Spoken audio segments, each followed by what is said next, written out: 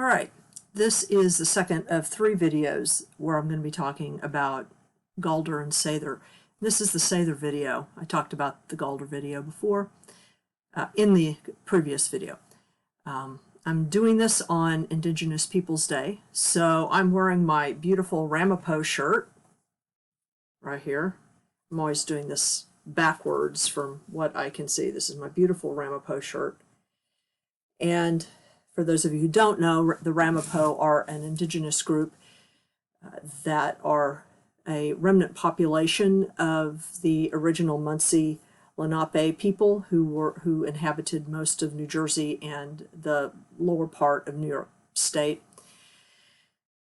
And they are recognized as an indigenous group by New Jersey, but for a variety of political reasons have not been recognized by the federal government, despite the existence of clear treaties between them and the forces of George Washington, that the land that they are still on or associated with would be theirs, and they've never left. So, you know, there's a lot of political stuff about that. But in talking about Seidr today, I'm going to be talking about an indigenous practice to Northern Europe.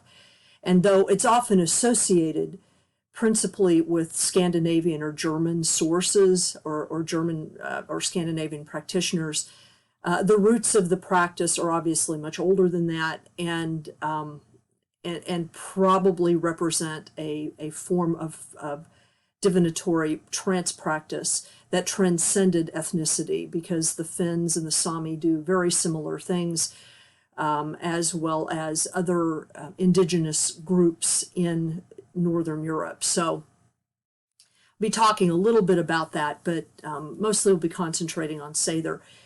The word Seidr itself is contested. I'm having technical difficulties. Hold on. Originally, a lot of people, when I first was reading about it, originally a lot of people thought that the word was similar to the word seethe, you know, as in like a seething cauldron. But linguistically, it's been demonstrated that the words are entirely separate verb forms. So they're not connected at all. In fact, Seidr seems to be connected to an archaic word that refers to singing or chanting. That kind of a practice, and that obviously is something that is part of what happens in Seidr. So the term Seidr itself is attested in a number of Icelandic sources and Scandinavian sources. In later Norwegian and Swedish sources, you'll often hear the term "spay" used which is essentially the same word as spell. Which shares a common root with the word story. So you won't see the word seithe being used so much in later Norwegian or Swedish, but you will see the word spay. So it's often referring to similar kinds of practices as the parts of them survived over the years. Anyway. What we know about Seidr, and I'm going to actually be reading here from some notes that I took a long time ago, but of course I'm having trouble now with the stupid computer that is not allowing me to access them. There we go. Seidr appears to have been largely a trance practice that could be conducted under a variety of conditions. According to some sources, some practitioners seem to have specialized in Seidr, and I'll talk about that in a little bit, passing the techniques down from mother to daughter. That's essentially what it was about, it looks like. It was certainly associated with women's magic, something that women did, although men did it too. Although in later textual sources, men that do it are kind of made fun of in a way. There are aspersions cast on their manhood, for doing women's magic. But it's pretty clear that there were Seidr Mother men who did this as well, and not just Seidr Kona women who did this. Taken together, the sources mention several kinds of Seidr. You could go into full trance possession for the purposes of contacting ancestors or diagnosing some kind of family difficulty, fortune, or health issue, or attempting to discern the future shape of a proposed venture. I'll be reading a short excerpt from one of the sagas, Eric the Red saga, in which they describe in some detail a Seidr who has been hired by a family to do Seidr for the family because of some commercial ventures and also due to some issues that the family had had. And so what I'm describing here is essentially what she's doing. There was also a practice that was called utiseta, which means literally sitting out. And this practice was done for a number of reasons. It could be done for healing. This was a more solitary practice. It could be done for healing. It could be done for both offensive and defensive purposes. It generally occurred at night on burial mounds as a form of necromancy to summon the dead for what information they might have about a pressing question, or an offensive defensive action. There were times when a form of incubation was used, either for a kind of vision quest, as we would call them now, or other types of healing, or there were times when you would do this kind of thing and you would contact one's fylgja. A fylgja is an animal or guardian spirit, an animal spirit or guardian spirit, usually taking the form of an animal that you then send out to do your bidding in one way or another. So many of these practices sound very similar to what other people have often called shamanism. I would say that probably it was a similar kind of practice. They weren't referred to as shamans, obviously, because the term shaman is a Central Asian term, but they were called Seidr, or later on in Sweden they might be called a spaeman, a man who does spay, that kind of thing. So that is essentially how Seidr is described. Now, what I will say is that my teacher, Kirsten, did not teach me Seidr. I was not given the basics of Seidr when I was first exposed to this tradition. She told me a little about it, but we were really focusing more on the runes as a kind of initiatory practice. Now, one thing that she did say was that if I worked with the runes, I would be drawn to working with different states of consciousness in different fashions. And, I didn't know, of course, what she meant exactly by that at the time. In the subsequent years after I was taught by her and I did research into the Northern tradition, of course, I came across references to Seidr.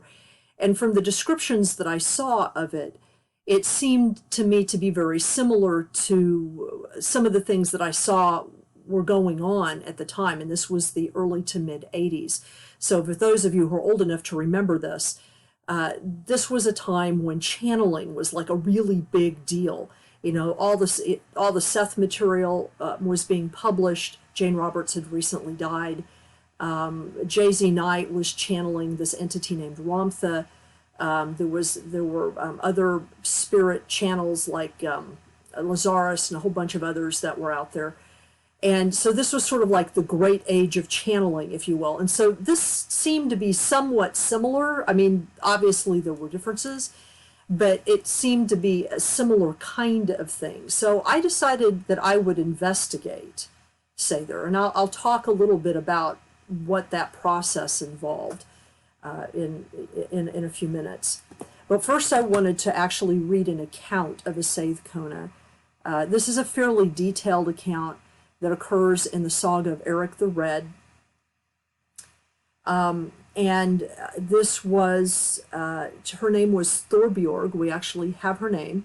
And that literally means Thor's mountain, or mountain of Thor, but it has the implication that she's being protected by Thor, essentially.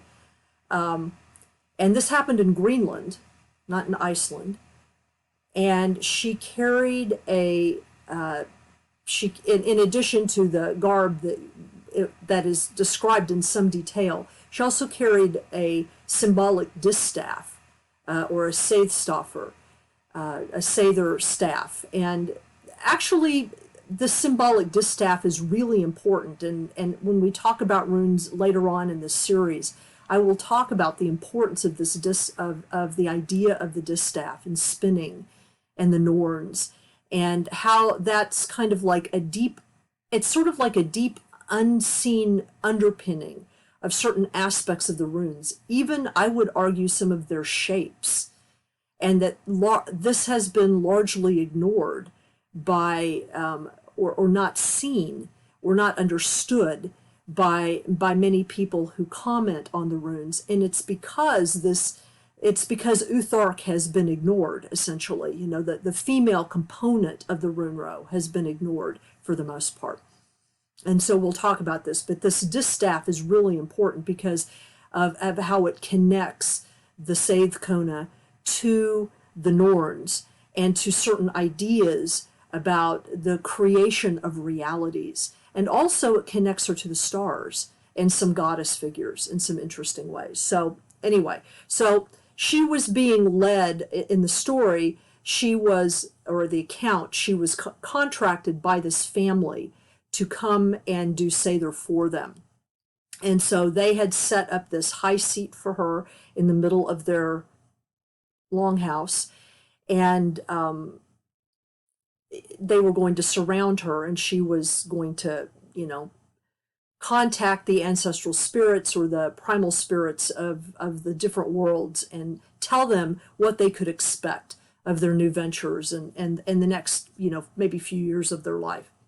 So, and this is now quoting the saga. Now, when she came in the evening, accompanied by the man who had been sent to meet her, she was dressed in such wise that she had a blue mantle over her with strings for the neck, and it was inlaid with gems quite down to the skirt.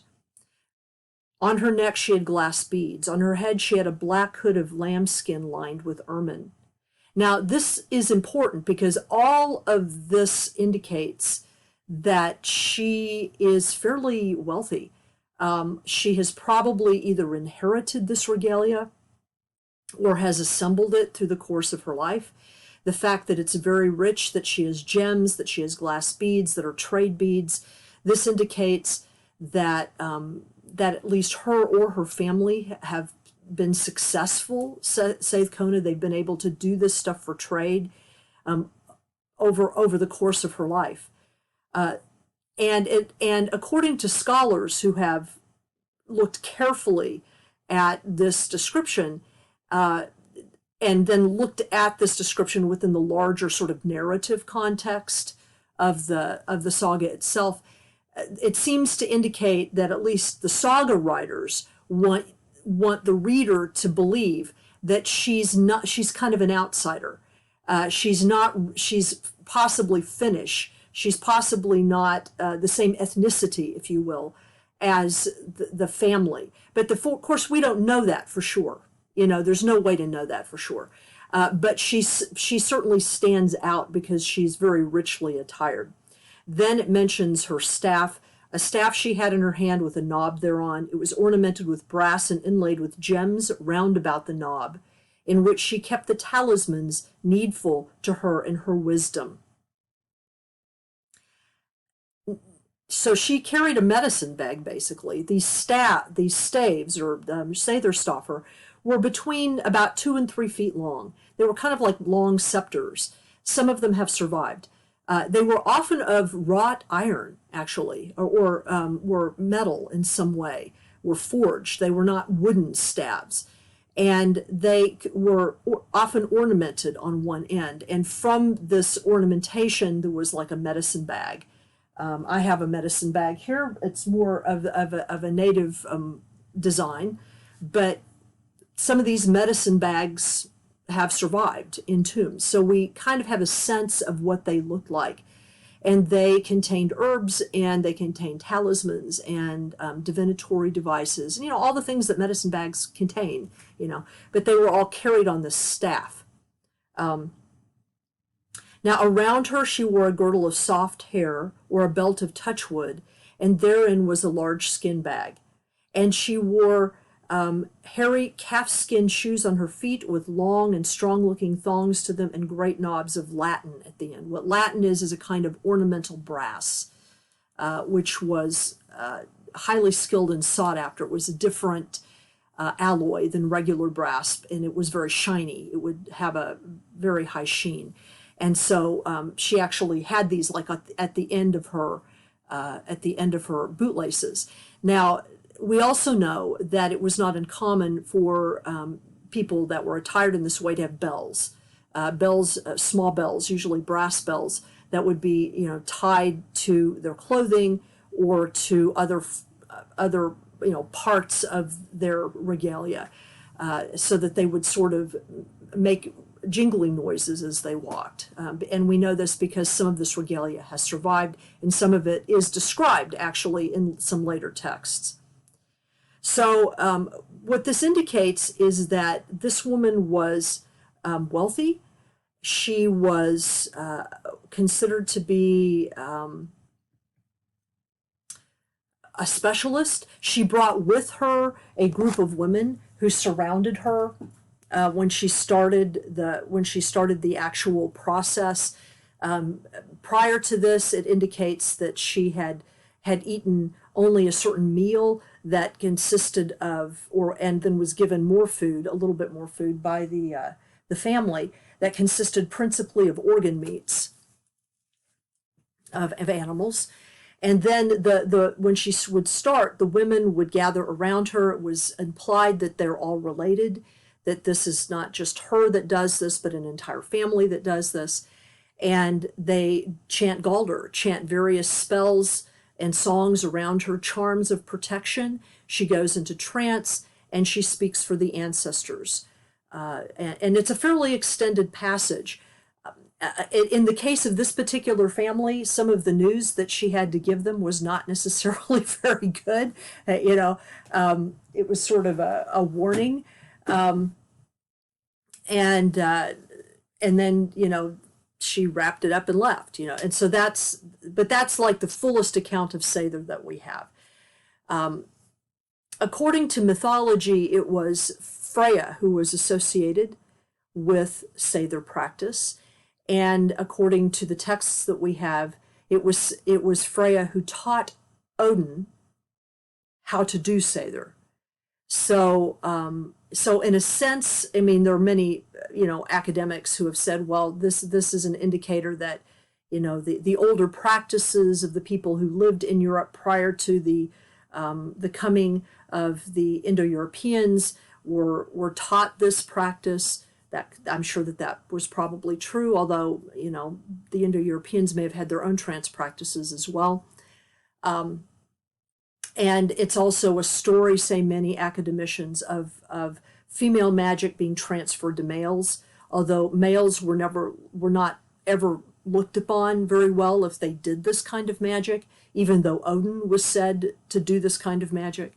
So it was interesting, how it was viewed.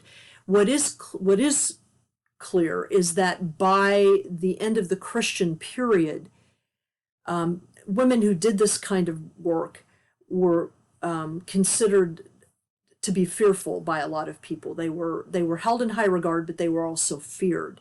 It's also true, according to the scholar Nigel Pinnock, that at least in rural parts of Sweden, Norway, and even Denmark, there were women who practiced various forms of utiseta, the sitting out practice at least, if not the full-blown Seidr, the sitting out practice, until late into the 20th century, until maybe the 40s or 50s or something, maybe right after World War II, there were still some people doing it. So despite how some people felt about it, this practice persisted, and also in spite of some of the persecutions of individuals who did things like this. In the book Trollrun, which I showed you the cover of last time, that author talks about how it's his belief that it wasn't the Catholic Church really that came down on these practices as much as it was the Reformation churches, the Calvinist churches and the Lutheran churches. They kind of destroyed, as he put it, the view of an enchanted world. And it caused these kinds of practices to fall further and further and further into disfavor. I mean, people often forget that even though the Catholic Church did originate the Inquisition, the witch craze, the main part of the witch craze, actually occurred after the Reformation in Northern Europe. And it was Protestants doing it, in many cases, much more thoroughly than Catholics, even though the Protestants were ironically using Catholic sources, like the Malleus Maleficarum and stuff. It was actually Lutherans who were doing a lot of this persecution, and Calvinists, and not even Catholics so much. I don't want to absolve the Catholic Church of some of the things they were doing either. Anyway, so those are kind of traditional accounts. Now, as I mentioned at the beginning, I wasn't taught Seidr by Kirsten. I came to understand that something called Seidr had existed, and I was interested in seeing whether or not I could become any proficient at it at all in any way, shape, or form, because I was interested in all things of Northern lineage. And so, but I didn't have a teacher to help me figure out how to go into trance states and how to come out of them. So I did what I could, and I started with trying to work on just altering my state of consciousness, and the texts that I had to help me with that at the time, other than the Seth material, was a book by Robert Monroe, who some of you might be familiar with, called Journeys Out of the Body. It's one of the first sort of mass texts that provides a kind of blow by blow, step by step process whereby if you really follow it like to the letter, he says that you can get yourself to have a conscious out-of-body experience. And I will tell you that at the very least, you'll have some really interesting experiences, even if you don't go fully out of body. The way I use this text is that I had trouble focusing on, it uses breathing and visualization, a process that actually has been patented. There's a whole Monroe Institute now that studies this process.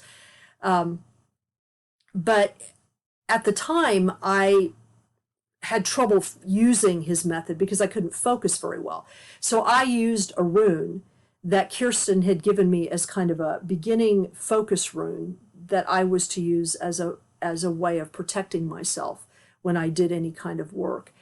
And so I used that and his method exactly, and by golly, I popped right out of my body and freaked myself entirely out. I mean, I will tell you that, it just completely screwed me up, which is not an uncommon experience. But what that proved to me was that I did have the capacity to change my consciousness at will. And so I began to try various techniques. I used some breathing techniques with the fire walking stuff that Kirsten had taught me. I went to many of Michael Harner's early shamanic drumming sessions, that he was just starting out during that time period. This was the beginning of the seminars where you could become a shaman in a weekend, that kind of stuff. And I was just mostly interested in the techniques. I wasn't thinking about becoming a shaman. But what I found was, for me, if I did a combination of things, like I fasted, and I did a process where I did a lot of chanting and then a lot of kind of controlled deep hyperventilation breathing, and did it in pulses. You do it until you feel lightheaded, and then you stop. And then you do some chanting, and then you do it again. And if I did this over a period of several hours, I would begin, the world around me here, around my peripheral vision, I would begin to see lights of various types, and then eventually the world would sort of fuzz out. and I would begin to hear voices like underneath all of my voices. And I learned over time to sort of tune in to some of these voices. And some of the practice that I did with my first teacher, Terry Fortune, or Caddy. I would go to her house and I'd sort of practice this with her, and so she could be there as sort of a ground and to help me pull out of it and things like that, because I needed help coming back from those states. Eventually, over time, at one point, I just permitted the voices to fill me and overwhelm me, and that was my first experience of transpossession. It was it was scary, and I always had really strong physical reactions to it afterwards. You know, some people don't, but I always did. But apparently I was relatively proficient at it, in the sense that the entities that would come out of my mouth, they usually bequeathed relatively accurate information, apparently. I have no memory of it whenever they did that. So I began to practice at it, and I started doing it for the public at the first Kansas City pagan festivals. We had, there was something that we developed over a period of time that was called like the Vision Quest. It was kind of like we would set up this trail in the woods that if you went through it, it was kind of like an initiatory experience. And I was at the end of it, towards the end of it. I was like the final gatekeeper. And my partner at the time would help me because I always needed help. Like I said, I would do things like, when I was in trance like that, I would do all kinds of weird stuff, you know, like I would try to eat fire. I would try to stand in fire. And so, I'd have to have someone that could lead me away from the fire once like melted my sneakers. And I always needed someone to help me out of the trance. You know, I was never able, that was something I just never learned because I didn't have a proper teacher. I just never learned how to come out of on my own of these states. But apparently when these voices were coming through me, when these entities were in me, I would do rather extraordinary things. Like apparently there was one time that there was this big tall guy who was being kind of a jerk, and whoever was coming out of me didn't like him and just literally picked him up and threw him, like, just threw him like through the air. And, I'm 5'2", and I was much smaller then than I am now. It would be physically impossible for me to do that now. So those are the kinds of things that I would do. Apparently at one point, a guy who I still know came and asked me, or asked the entities that were coming through me, advice about a woman that he wanted to ask out. And she apparently gave him some advice, and then apparently touched him like in the chest and burned him. I mean, it was like the next day he showed me the mark where he'd been touched. And he took her advice, or whoever it was, his advice, and they're married to the present day. So apparently it was the right advice. Anyway, most people were fairly satisfied with what I did in that state. And of course we made it very theatrical. So I would paint myself completely blue, like this iridescent blue, and my partner would like cornrow my hair and then lime it so that it would be like bright white and just sticking straight out like this. So it looks sort of like Medusa, So I did not look like myself. No one recognized me. And I can't say that it was fun, really, because, like I said, she had to really work to get me out of the trance state. She had to shake me, sometimes kind of violently, call my name, do various spells, stuff to get me out. And then I was usually pretty sick for about 2 or 3 days after that. I would have terrible headaches. I wouldn't be able to sleep. I wouldn't be able to eat right. I was screwed up, I mean, what I will tell you is that Seidr is one of those practices that was done for community. And the people who did those practices, they were specialists at it. And it usually ran in families, so that they had, they had training. They knew how to come in and out of these kinds of consciousness states. And I didn't have any of that. And so I was just sort of doing it by the seat of my pants. I'm impressed that I was able to do it at all, frankly. But when the ancestors get a hold of you like this, and you're sort of in between those worlds, a lot of times they don't want you to leave, because you're giving them a voice. They're speaking through you, and they have a kind of focus of communication that is blocked to them most of the time. And so, and often a captive audience. So they don't necessarily want you to leave. And you don't necessarily want to leave, because there are parts of that state that feel very exalted. You see things, and although honestly, I don't remember anything. I can remember that I would be in trance for like 5 to 6 hours at a time, which I now think is entirely too long. And I don't remember hardly anything about it. Like, I remember maybe snatches of things, because there would be part of me that would try to, come out for a little bit. I would remember snatches of things. There would be times when my partner would realize that I needed a drink of water, and so she'd give me some water, and then I might come out of trance a little bit.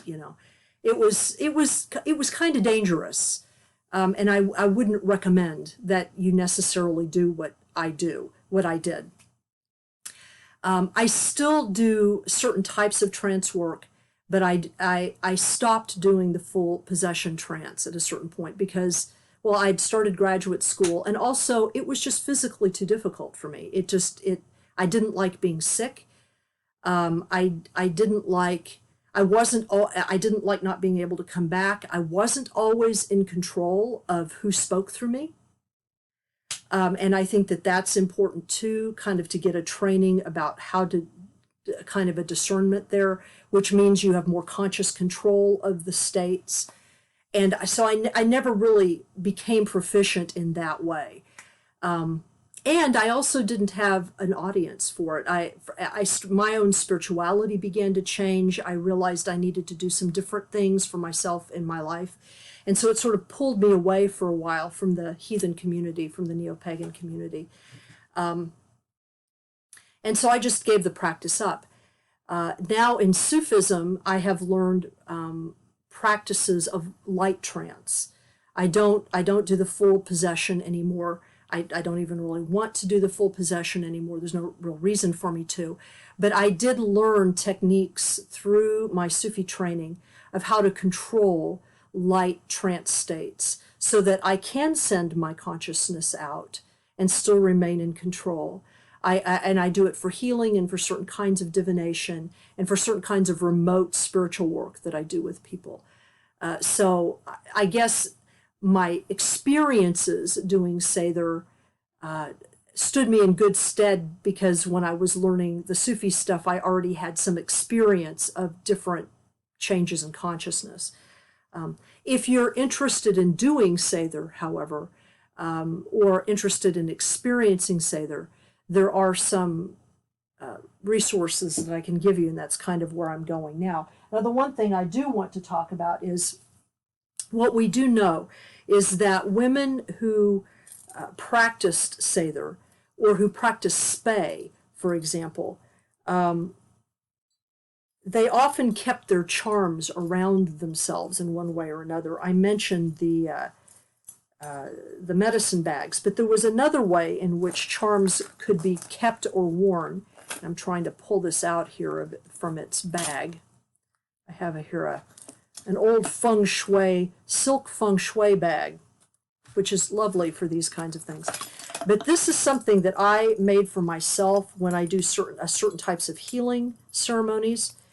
And this is actually based on a Northern European design.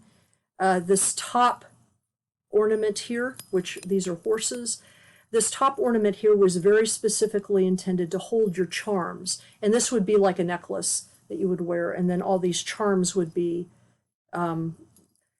they would represent both your powers, but they would also represent certain aspects of your wealth, so that there might be like glass beads or other kinds of things on them. What I have on here are things that are peculiar to me. I have here a Sufi calligraphy of the Bismillah. I have a bear's claw. I have a pendant of Fenris, the wolf, whose name means greed. I have a pendant of him being bound, and he bound by Tyr, the sky god. I have a wonderful pendant here of a Scythian bear. I'm going to actually use this pendant as the basis for a tattoo. I have here a wonderful pendant which was traditionally worn among the pre-Christian Slavic peoples. It represents it's called a lunissa or something like that, and it represents the crescent moon. And this particular one is at the ends of it have dragons. And then this, of course, is it's not a medicine wheel. It's a Celtic cross done in the form of an oaken shield. But of course, it looks like a medicine wheel, right? I mean, it looks really, really similar to. If I can do this, I'm always doing it backward. It looks really similar, of course, to the medicine wheel that I'm wearing. I always forget that the camera is doing me backwards. So, but anyway, so this was the kind of thing that a Seidr Kuna might wear. Hers would have been more elaborate than mine is, but I do wear this on occasion when I'm doing certain kinds of ceremonial work, even though I don't do Seidr itself anymore. So I mentioned in the last video Diana Paxson, and she has written this wonderful book called Transportation, which I would highly, highly recommend if you are interested in beginning the consciousness practices that later on could lead to Seidr. And Diana Paxson is also an individual who is connected to a worldwide organization that is called the Troth. And the Troth is a consortium, if you will, of different heathenry groups, many of whom, all who have taken the pledge of the 127 pledge, which is the anti-fascist racism pledge. We are not going to be using Northern European practices for purposes of racism or any kind of fascism at all, and they completely repudiate that entirely. But a lot of the groups that are associated with the Troth actually practice Seidr on a regular basis, and with Diana's help, have actually begun to reconstruct and redo this practice for modern audiences in communities. The important thing about Seidr, and this was what I was frequently missing with Seidr, is that it is a community practice. It is not something to be, while Utiseta can be done by yourself. Even Utiseta is done on behalf of someone or on behalf of a community. And Seidr itself as a full possession trance practice was always done for community. It was, and within that kind of a context. So it's highly recommended that you don't, while you have to practice with your consciousness stuff on your own to some degree, it's highly recommended that when you get into the advanced practices that you either have a teacher or you have a community that you can connect with, because that will help keep you balanced in ways that are really important. So let me just talk a little bit about this book and some of the things that she recommends. So if you're interested in doing any kind of trance work, but especially full trance possession work or Seidr, she has at the beginning of this book a questionnaire. And I wish somebody had given me this questionnaire, like way back when. It has things like it in, you basically rate yourself. And so it asks you questions, for example, about your support system. What is your living situation? Do your families or housemates support your spiritual practice? Will they allow you the privacy in which to practice these exercises? If you are in doubt, negotiate or find somewhere else to work. They ask you about whether you've ever worked with animal totems or power spirit animals. Do you have, what spiritual affinity do you have with what God form, or what, type of spirituality? How do you make a living? Then they ask you sort of your practical background. How do you make a living? What states of consciousness or mental skills do you use in your job? What is your academic training? What skills or strengths in other ways do you think you have? What is your health? They talk about physiology and psychology. What is your temperament? How do you react to stress? Do you have any problems with drugs or alcohol? Are you eating correctly? Have you had trauma in your life? And what kind of trauma have you had? Do you have any skills and knowledge in the areas of relaxation, breath control, visualization, folk magic, et cetera, et cetera? Now, I think what helped me when I came into doing this myself is that I actually did have some background in some of these skills. I had been doing some Tibetan Buddhist stuff for a while, as well as the heathen stuff for a while. And so I did have certain types of breath control, relaxation practices. I had been working even with the Seth material, so I had been working with dreams, and I had started working with states of consciousness. So I had some of that stuff behind me. I just didn't have some of the external supports. But most importantly, she says in this questionnaire, is what is your purpose? What are your goals in beginning this training? What do you want to do with this?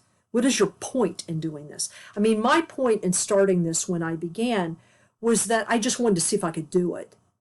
Nobody else was doing it that I knew of, and I just wanted to see if it was possible for me to do it.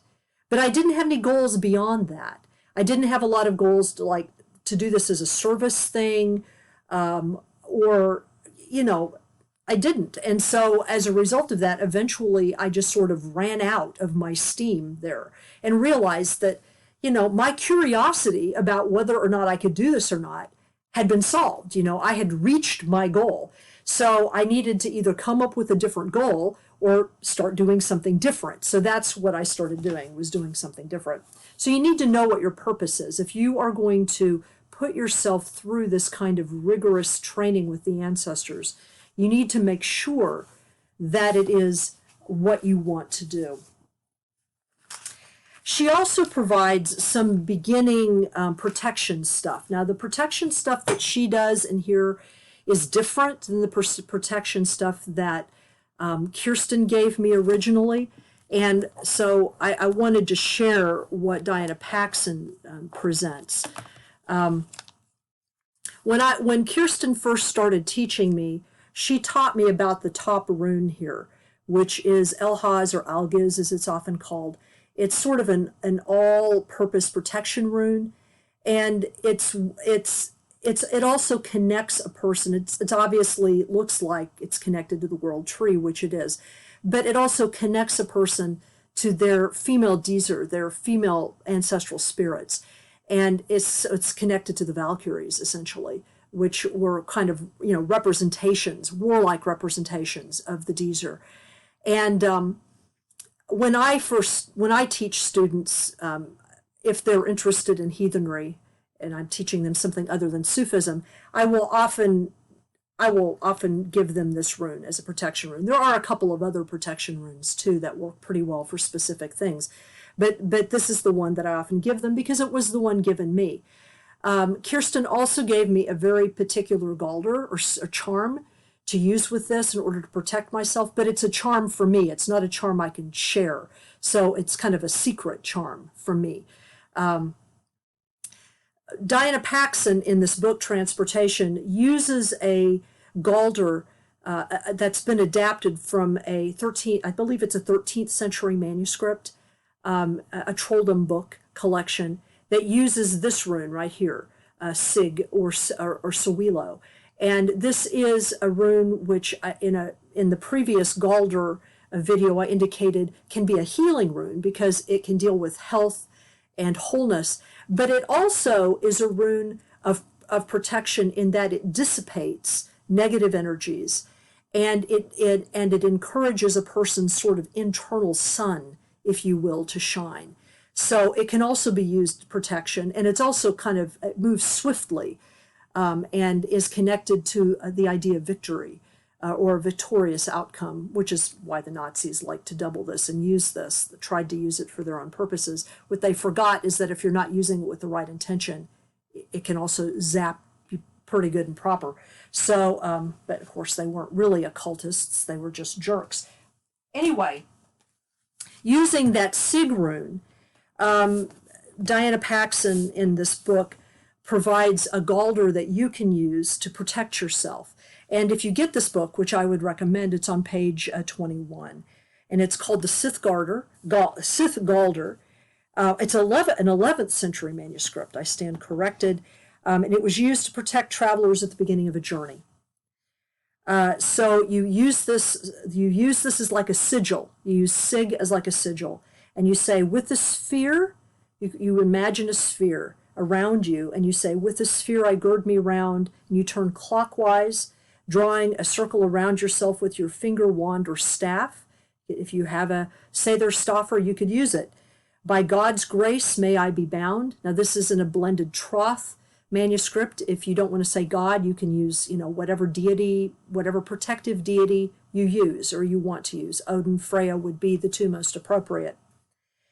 So, with the sphere I gird me round, by God's grace may I be bound, against sore stitch, against sore bite, against all horrors that haunt the night, against dread that folk fear everywhere, and loathly things that here would fare. Sig Galdr I chant, a Sig rod is my stay. And then you draw the rune in all the directions. Word Sig and work Sig word today. No nightmare do my spirit harm, no foe oppress, no fear alarm, nor wight nor weather threaten me. From danger defended I will be. I bid the good God victory give, guarded so safe shall I live. So that's like a Galdr that you do to begin any process, to protect yourself from any process that you need to protect yourself from before you begin any kind of trance work. She also recommends, and then she has all kinds of exercises. If you get this book, I would recommend you just work through it from beginning to end. I mean, when I got it, I read it through and I was like, I could see where, oh, I've done this. Oh, I needed to do this. And I learned a lot from it. I've interviewed Diana Paxson. She's a very cool person, and her books are very readable, very good. So I recommend them highly. She also has something that you should do if you start doing trance work or Seidr on a regular basis. It's sort of like, you do the questionnaire at the beginning to kind of check yourself to see if you're in the right place for it. And then when you start doing this work on a regular basis, it's important that you do what she calls a checksum at the end of every process, more or less. And what I recommend what I would recommend is that anytime you would do a major Seidr practice, or if you have, as she puts it, any kind of weird things that happen when you do any of the exercises, that you go back and you do a couple of things. The first is that you do the questionnaire again, and then what you do is you watch for symptoms. You watch for symptoms like disturbed sleep or disturbing dreams, difficulty focusing on work or school, depression, emotional hypersensitivity, or illness. You identify and evaluate any other factors that may be affecting you, such as your health, your diet, stress from other sources. If external disturbances are unavoidable, like, for example, you are under a deadline at work or you or someone close to you is ill, you may need to ease up on trance work. If the trance work seems to be causing the problem, take a short vacation from the work or drop practices from your list until you get back to a sequence with which you feel comfortable. And this is important, I think, because we are not our ancestors. We do not live in the same world that they lived in. The people who did these practices, like Seidr, as mentioned at the very beginning, they were specialists. They trained all their lives just to do this. Just to do these practices. That's how they made their living. It's the only thing they did. And most of us don't have that kind of leisure.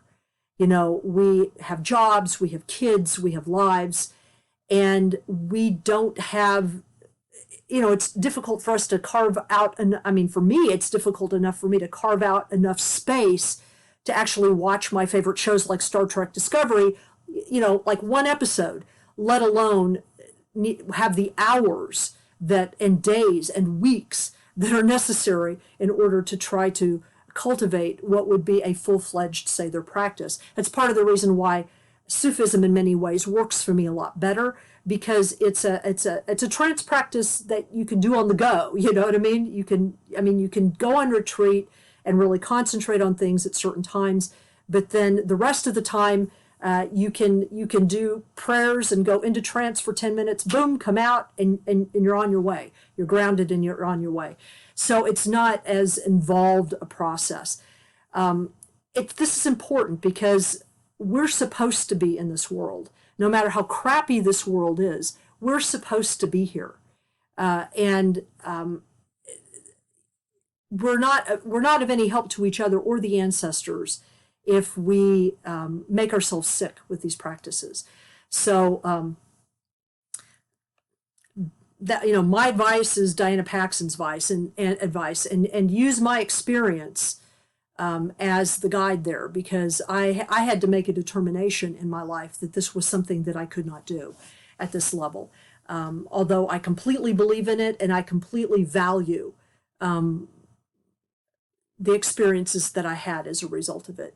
So, and I do think it's informed my other practices in positive ways. So, make sure that you evaluate yourself fully before you commit to these things. Anyway, I'm running into 52 minutes. I hope that you enjoyed this. I hope that this made sense to you. And I will do a shorter video about Galdr as the closing video to this very short sort of internal series within the longer series. And then we'll carry on into trees and into animal guides and into the runes and into the myths and all that good stuff.